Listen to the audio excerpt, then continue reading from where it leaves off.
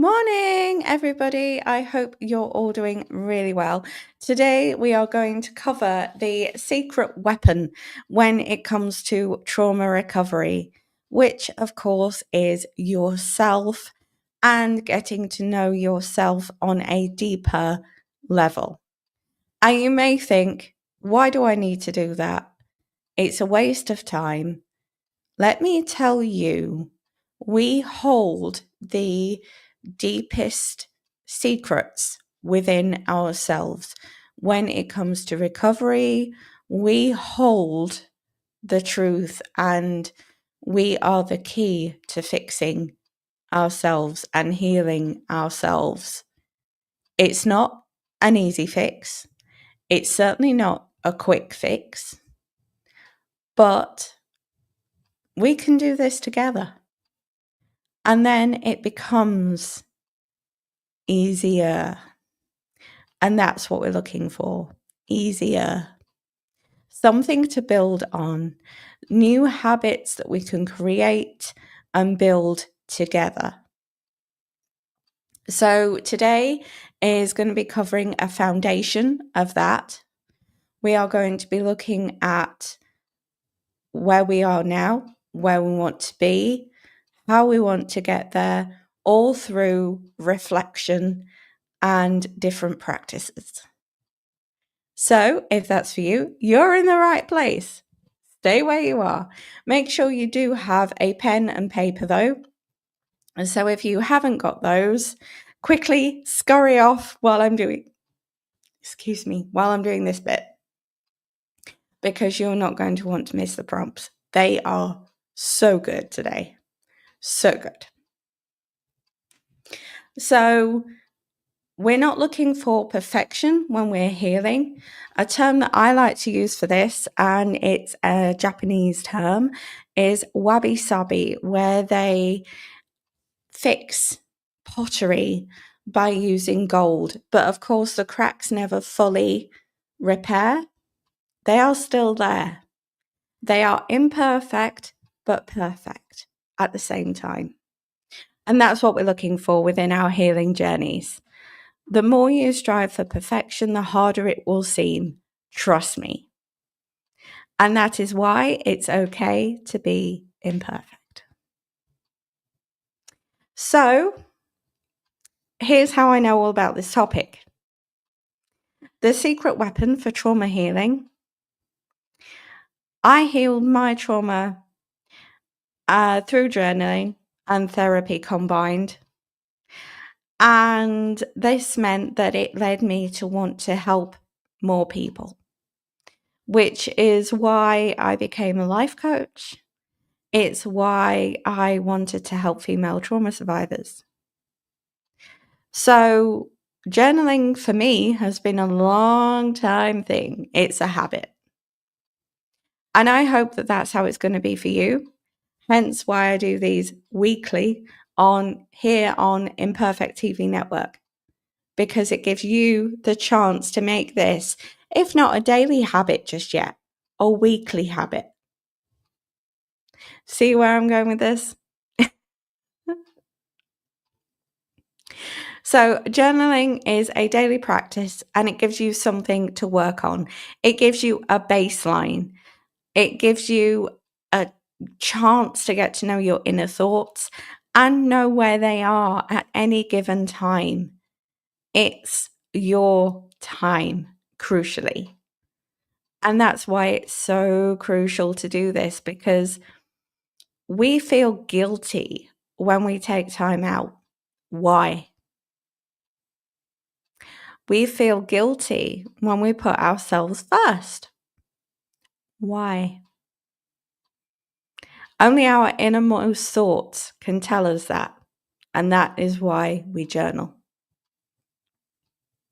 So there's no blueprint to the healing journey.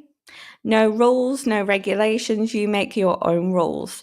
You set your own boundaries. You do things at your own pace. That is why you can either journal along with me or pause this and catch up. Take as much time as you need over the prompts. Yes, I will be timing around 20 minutes. Oh, no, not 20 minutes, 2 minutes roughly throughout this when we get to a prompt and when we've done the prompt. So you'll get 2 minutes to work on each prompt. But like I say, if you want longer, take longer. There's no rules. And this helps you to let go of comparison. This allows you to start forging your own path, which leads to a deeper level of recovery. When you forge your own path, it's all about paying attention to what you need, not what other people want from you all of the time. So, with that being said, I have a quote for you this morning. So, I will just pop that on the screen as it's something that is very relevant to this. So,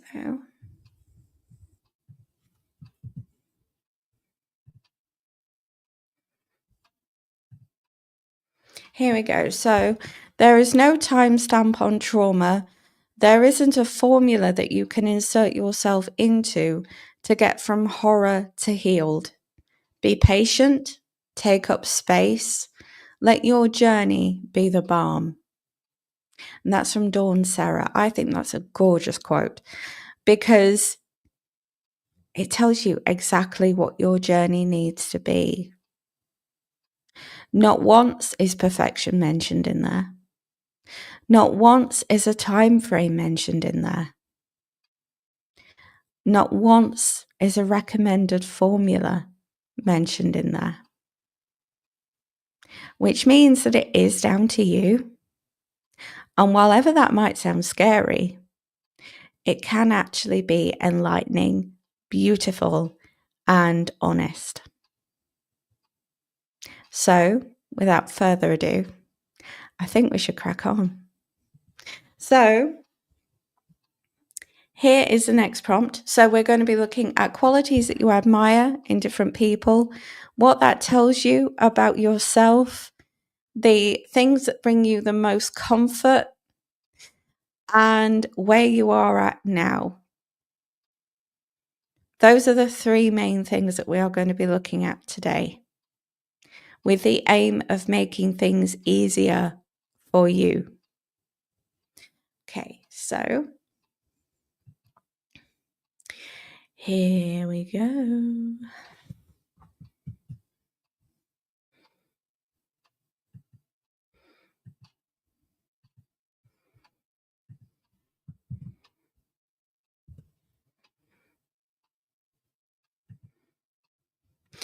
So with that in mind, take the next couple of minutes to journal on this. I will leave it up on the screen and make sure you take your time. There's no pressure and just enjoy it. Let your mind wander. Look at the blank page and just think that is your blank page, your healing time. Go for it.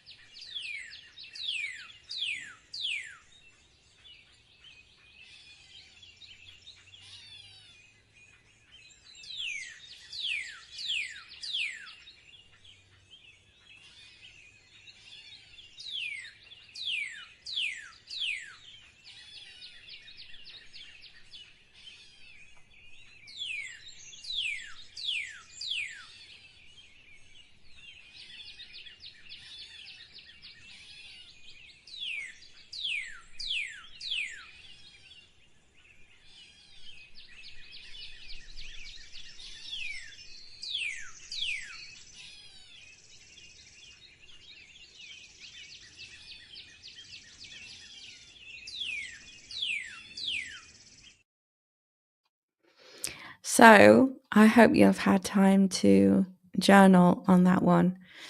What does your life look like now? Do you find yourself avoiding situations you could possibly find triggering? This allows you to focus on your triggers and something which is called avoidance tactics. Avoidance tactics are ways that our brain clicks into so that we no longer face what it considers to be triggering situations. So this could be being in the same room as something occurred in, being in the same house, being in the same town, all those different things. So it's all about looking at what your brain considers to be a trigger at the moment. So, like I just said, it's extremely common among trauma survivors. I know myself, I could not go into one of the rooms where I was abused. So I used to sleep downstairs in my old house. And yeah, that led me to be quite closed off and quite insular. So when you think of avoidance, that's typically what it is, but it takes other forms too, as I've just mentioned. So it's extremely interesting because you might not have noticed that you avoid certain situations. You might not have noticed that you avoid going on dates and you avoid trusting people because those are things that your brain might do because it's still in that fright or flight mode. It just means that you haven't found that neutral position yet for your central nervous system, but it's there. That's what we're working on together today. Okay, so that's the first one then. The second one.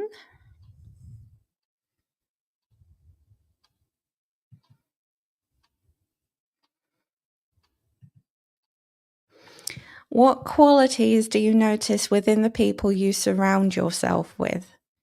And I would like to add on to this one what you admire about those qualities. This is such a gorgeous prompt because it encourages you to delve into the minds of the people that surround you and go, I like them, but why? What is it about them that you like? Maybe they're open, maybe they're honest, maybe they're well educated, maybe you can talk to them about all sorts of different subjects. Maybe it doesn't matter what you talk to them about. And maybe they give you a hug, they show that you're welcome in their house, they show that they care about you in different ways. So take the next few minutes to really delve into this one and the qualities that you notice about the people that you surround yourself with. And notice the positives in those. Notice what really attracts you to those. Maybe you've only got one type of person around you. But why? This encourages you to think and really delve in and explore. Okay, so take time and see what comes up. Again, no pressure. This is you.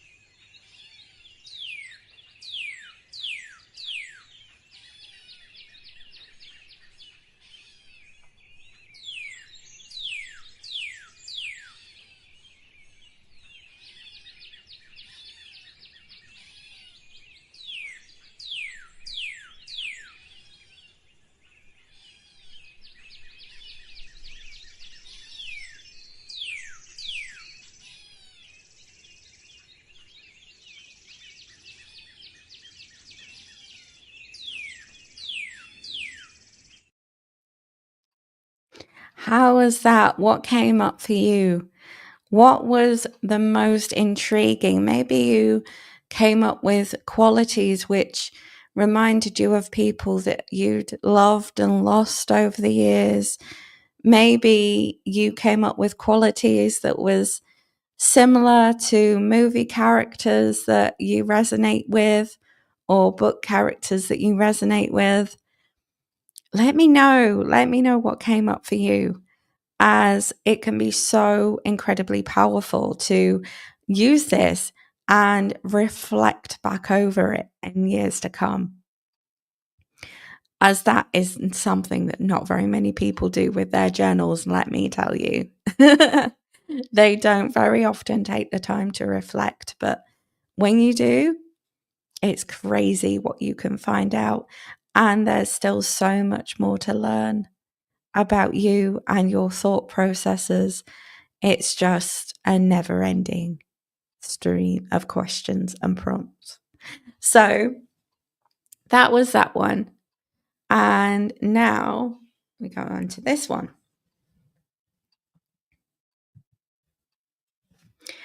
Name one thing that you are passionate about and why. So this could be anything, okay? This could be a cause that you're passionate about. Off the top of my head, we've got LGBT rights. We've got campaigning for female trauma survivors. You know, there's multiple. There's animal protection. There are charities that you can go ahead and support. There's so many. And finding your passion can sometimes be the leading light in your life. It can literally help you through anything. So, and the thing is as well, is your passion doesn't have to be your work. It doesn't have to be linked to what you do on a day-to-day basis. And it can be so interesting as well because you get to meet new people. No matter whether it's a book group you join, a support group you join, you know, you get to meet so many new people. And so it can be really interesting to really delve deep, find out what it is that you were interested in, maybe as a child, and see if that can lead somewhere. And no worries if you struggle on this one, because we are going to be covering that on this channel at some point, because oh hell, I've got a lot to say about passion. So name one thing that you are passionate about and why. Don't forget, you can take your time through this. I will put up a video that's around 2 minutes, just to give you a little bit of time now. But don't forget, if you watch this back, you can take your time and pause it here. Okay, so without further ado, take your time, no pressure, and enjoy. Let your mind wander.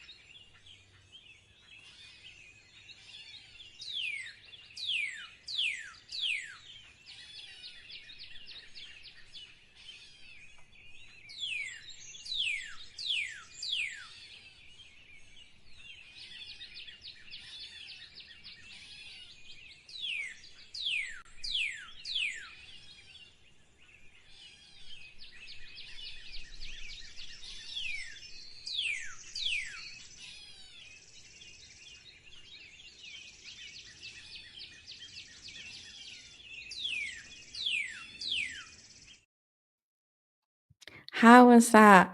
Finding your passion can also be a way in which you can make a difference. And the feeling that you can get from that is so rewarding. It's unbelievable. It really fills you up. It boosts your dopamine and it gives you so much strength to know that you've helped other people that are struggling too. And as somebody reminded me the other day, experiences that we have through life can teach us so much more than people can. I think that's very powerful at the moment. So I'm going to leave you with that for a moment while we head on to the next prompt, which is something I'm quite excited about talking about. And that is, what gives you the most comfort? This could be a person, book, movie, or music, and why you think that is. So, very often, before you go through trauma, we've all got things we are interested in, whether that be archaeology, uh, fossil hunting, paleontology, that's the word, paleontology, ancient Egypt, the Tudors, specifically Henry VIII exploding in his coffin. Gives you a little inkling into what I was like as a child. And all these different things give you comfort. So, what is it that gives you the most comfort now? Is it just hearing somebody's voice? Reading a certain paragraph from a book? Watching half an hour of your favorite movie? Or listening to an artist which gives you comfort on repeat? This again can tell you so much about yourself through reflection, through just what you are interested in. So much can be revealed through this. So that's why I've put it in. And also, when you are feeling that pressure, that tightness on your chest through healing, these things which give you comfort can help heal you through that. It can help give you that final push that you need. So this is what we're looking for today. Again, I will give you round about 2 minutes. But if you're watching this on YouTube afterwards, please take your time, pause this. If you want to go back over any of the journaling questions, take your time, pause, and reflect, and just let your mind wander. That's all we need sometimes, the freedom to think.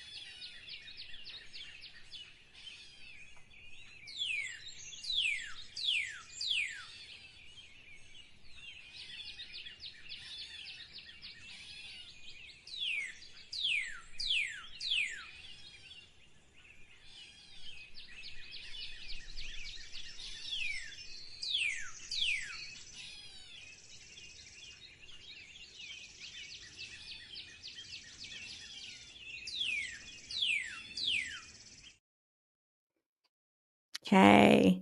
Finding the thing that gives you comfort can also help you overcome disassociation as well through trauma, as it gives you something to cling on to and put memories to and things like that. Maybe it's a museum that your parents and you visited. Maybe it's a franchise that you followed. Maybe it's a magazine that you picked up every month. It's things like that which you can set down to days, times, weeks, months, even years. And they can help you to remember and recoup some of the memories that you may have lost through disassociation.